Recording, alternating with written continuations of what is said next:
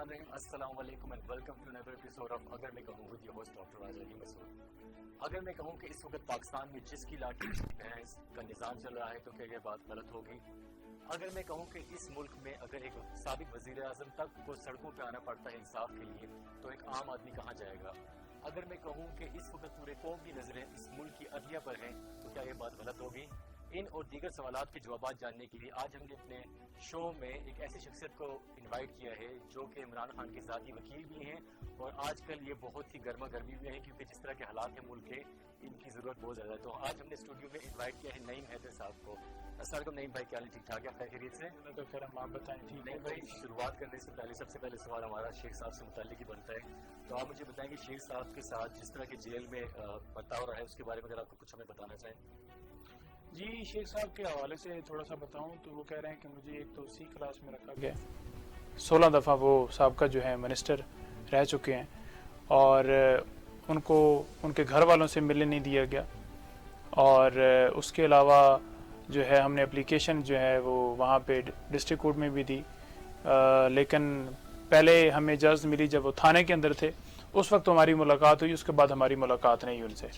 और जेल के अंदर उनके जो भतीजे हैं राशिद शफीक, वो सिर्फ मिले हैं उनसे, उनको कपड़े नहीं देने दिए गए और इस तरह से जो ज़रूरियात ज़िंदगी होती हैं, चीज़ें होती हैं, वो नहीं उनको देने की इजाज़त जो है वो कोर्ट की तरफ से मिली। बल्कि उन्होंने कहा कि सुपरिटेंडेंट साहब से आप जाके मिलें, जो लॉ है उसके मुताबिक जो है ना आप सुपरिटेंडेंट को एप्लीकेशन दें, जो जेल के जो कानून है उसके मुताबिक आप जो है वहाँ पे जाएं। तो हम जो है वहाँ पे गए, लेकिन सुपरिटेंडेंट साहब ने भी इनकार किया।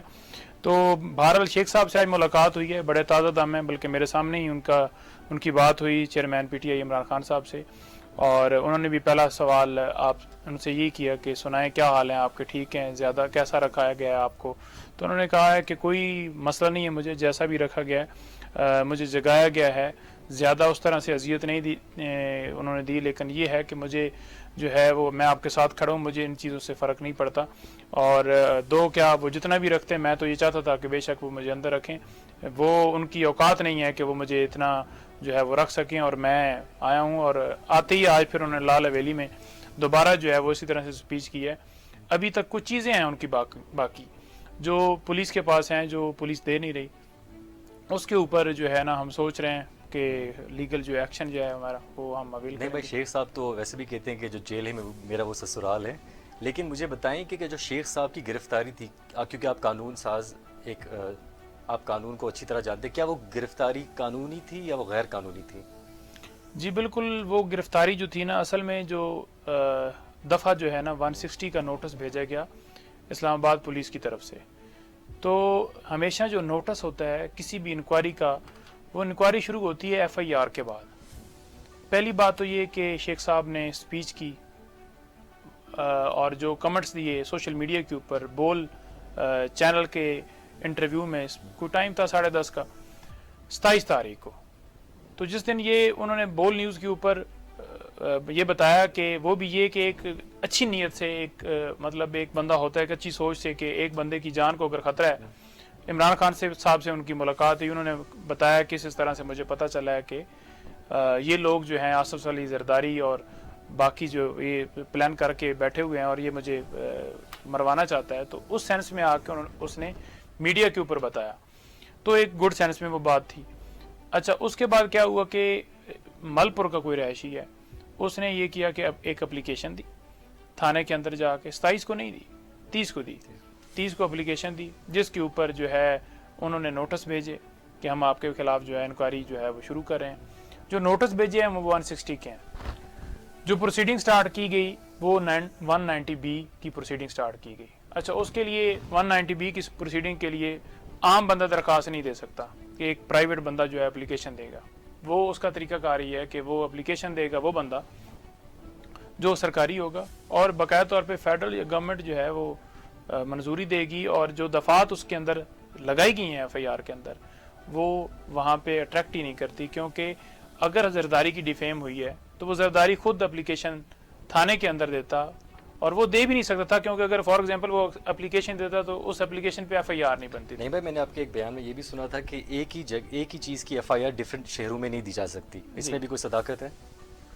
जी बिल्कुल, इसमें बिल्कुल सदाकत है जी। 4 एफआईआर्स हुई हैं उनके ऊपर।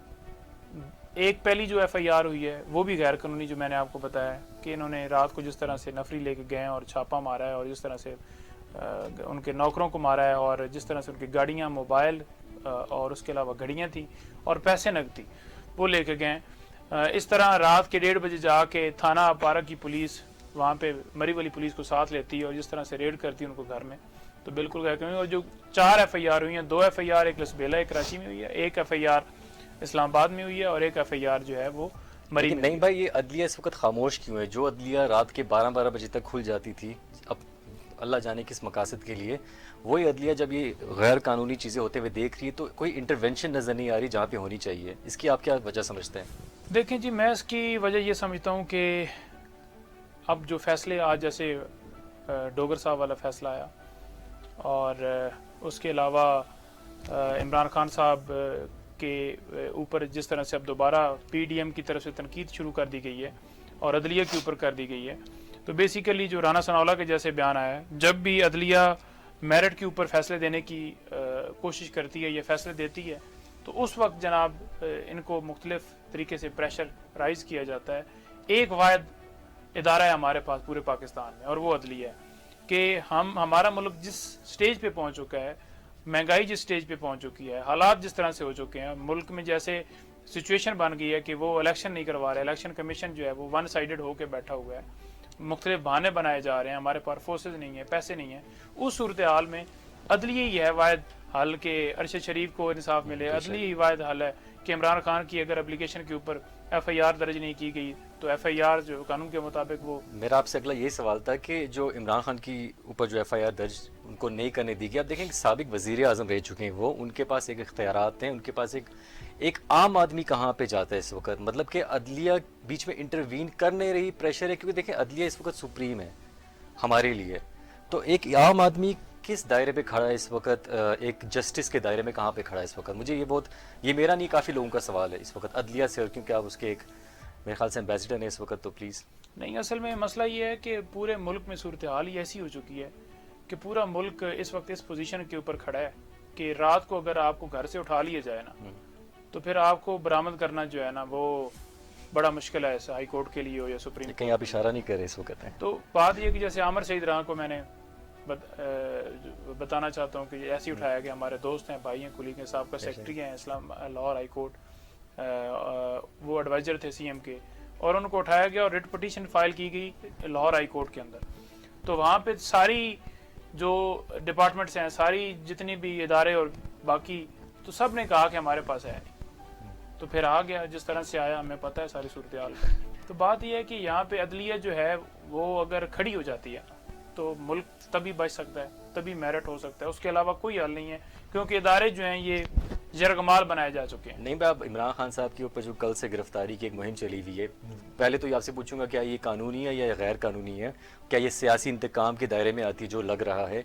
उसके अलावा अगर खान साहब को जैसे तलब कर लिया गया है अदालतों की तरफ से, क्या खान साहब अगर जाते हैं वहाँ पे अदालतों पे, खदशा तो यही है कि गिरफ्तारी वहीं पे हो जाएगी, तो आप क्या समझते हैं इस वक्त कानूनी तौर पे क्या रद्द-ए-अमल होना चाहिए उनकी तरफ से?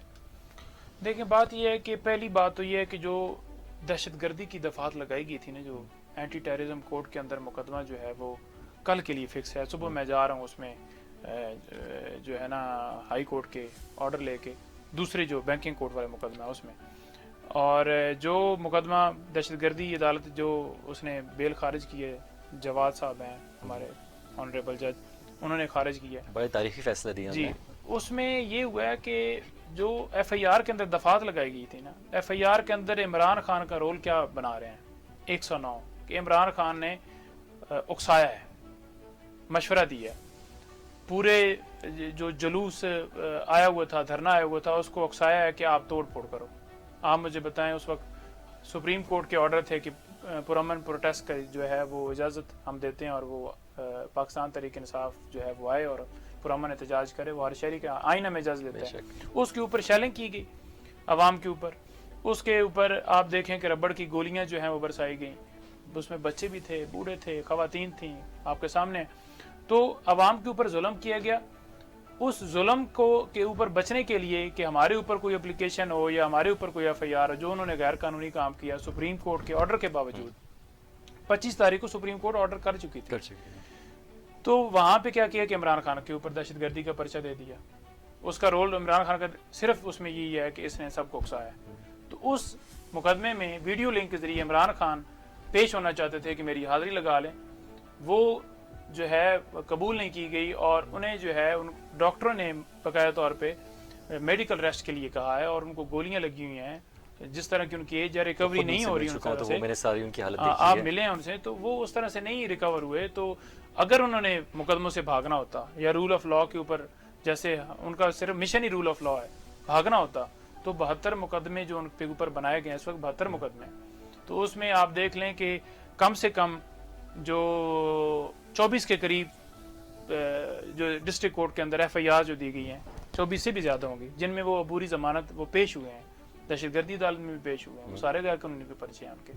उसके अलावा जो बैंकिंग कोर्ट है वहाँ पे भी पेश हुए हैं, हर जगह पे वो पेश हुए हैं। हाई कोर्ट में प्रोटेक्टिव बेल दी है, तो प्रोटेक्टिव बेल लेंगे वहाँ से लाहौर हाई कोर्ट में फाइल की हुई है, मंडे के लिए फिक्स है।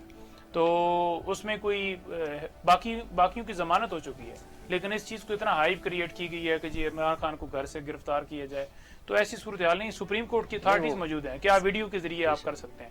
मैंने खुद खान साहब की वीडियो के जरिए अगले दिन एक डेफामेशन सूट जो जियो न्यूज़ ने किया हुआ है उसमें खान साहब को वीडियो कॉल के ऊपर लिया मैंने और मैंने उनकी बात करवाई। मैंने कहा जी ये साइन जो है ना इसको मानते हैं जी। नहीं भाई, मेरे अगले कुछ सवालात इसी से हैं कि आप लीगल पॉइंट ऑफ व्यू से कि अब एक वज़ीर आज़म जो है इस मुल्क के, वो एक गवाही देते हैं, बल्कि एक स्टैम्प पेपर 50 रुपए के, एक जो एक कन्विक्टेड, अगर आप कहेंगे convicted former prime minister Nawaz Sharif साहब, उनको जाने की इजाज़त देते हैं। उसी स्टाम्प पेपर पे अब काफ़ी अर्सा हो गया, वो आ नहीं रहे वापस ये वगैरह। अब मुझे बताएं कि अदलिया इसमें क्या रोल प्ले कर सकती है कि एक मुद्दत गुजर गई है और अभी भी वो नहीं आ रहे, उस पर मेरे ख्याल से कोई मेडिकल पॉइंट ऑफ व्यू अब रहा नहीं, क्योंकि मेरे ख्याल से अब पूरी दुनिया को पता चल गया क्या सिलसिला चल रहा है। तो मुझे बताएं कि अदलिया इस वक्त क्या रोल प्ले कर सकती है, कि क्या ये तलब कर सकते हैं हमारे वज़ीर आज़म शायद शहबाज शरीफ साहब को कि आप आएँ और बताएं कि आपने इस स्टाम्प पेपर पे उनकी जिम्मेदारी ली थी। मुझे बताएं इसका लीगल पॉइंट ऑफ व्यू क्या होगा। बिल्कुल जी, अदलिया जो है वो इख्तियार है। अदलिया जो है, जस्टिस जो हमारे हैं वो कॉन्स्टिट्यूशनल कोर्ट है और उसके अंदर जो अदालतें हैं उनका हमेशा जो है वो रोल जो है जिस तरह से वो पावर को इस्तेमाल करें। बात यह है कि ये जो गारंटी दी गई, पहले तो ये है कि मेडिकल के बहाने वो बाहर गए और वहाँ पे घूम फिर रहे हैं, पिज़्ज़े खा रहे हैं, बर्गर खा रहे हैं। दूसरी बात ये रह गई कि इस जो गारंटर होता है, अगर वो बंदा जिसने गारंटी दी होती है वो मेन बंदा अक्यूज जो है वो नहीं आता तो उसको गिरफ्तार किया जाता है। ठीक है जी, तो इनका हल बेहतर यही है कि जो इनकी प्रॉपर्टी है सारी वो अटैच की जाए, जो इनकी जायदाद हैं उनको अटैच किया जाए, उसकी नीलामी की जाए, तब ये आएंगे। अदरवाइज क्योंकि इन्हें पैसा बड़ा प्यारा है, इसके अलावा ये आने वाले कोई नहीं है। नहीं भाई, इसका वैसे कौन जिम्मेदार, इस वक्त कौन ये डिसीजन ले सकता है? इस वक्त अदलिया ही ले सकती है। इस वक्त जो है ना जस्टिस जो है ना जी, सुप्रीम कोर्ट ऑफ पाकिस्तान, हमारे चीफ जस्टिस वो ले सकते हैं। उसके अलावा बाकी अगर हाई कोर्ट का कोई जस्टिस भी वो स्टेप ले ले उनको, लेकिन ये बताया जाएगा कि वो सुप्रीम है, उनके अपने इख्तियार में है या उनको बताया जाएगा? जी उनके इख्तियार में है, बता तो हम रहे हैं। मैं तो एप्लीकेशन लेके गया, लेकिन आपके मेरे बताने से नहीं, हम लोग शायद जो 100 मोटो एप्लीकेशन थी ना जो खान साहब के ऊपर गुजरात वाला जो वकूआ होता, वो दरखास्त मैं लेके गया था। अच्छा। चीफ जस्टिस के जो रजिस्ट्रार है उनसे मिला, जो उनके आगे ह्यूमन राइट्स के जो होते हैं वहाँ पे डायरेक्टर या उनके जो होते हैं वहाँ पे वो ह्यूमन राइट्स के बैठे होते हैं, इंचार्ज सेशन जज जो होता है, उसके पास मैं गया था।